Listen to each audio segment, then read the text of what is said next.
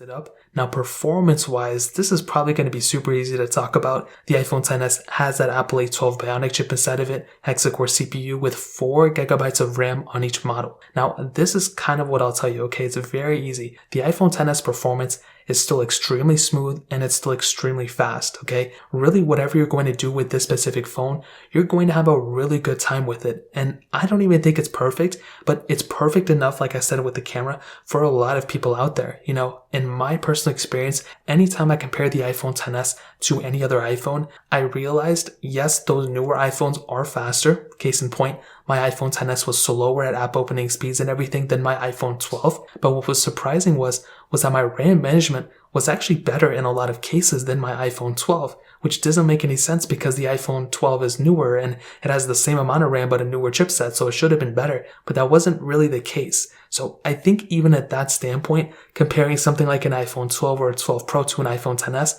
is still kind of comparing apples to apples, even though the iPhone XS now is a couple years older and is substantially cheaper. The smoothness factor is still there for the iPhone XS as well. And those are two main things out of, I think, the 4 main things that are up there. So the smoothness, the RAM, the actual performance of using it day to day, and obviously the speed at app opening speeds and all that stuff. And it really knocks out on a 2, those specific, RAM management and the smoothness factor, because iOS makes things so smooth on these devices, which is huge. But also the performance, like once you have a game open, once you have anything open on these devices, very rarely have I gotten glitched frames or anything like that. You guys have seen all my comparisons and everything. And if anything, the iPhone XS is a little bit slower in the app opening speeds, but that's really the main difference. As long as you're not expecting the iPhone XS or you're not comparing the iPhone XS side by side to all the other phones, you're really not going to see that big of a difference if I'm being completely honest. So the performance of the iPhone XS for sure still gets a thumbs up for me in my books. It is still a really good phone for sure, and I don't really have any problems with the performance. That's like one thing I would not worry about the iPhone XS.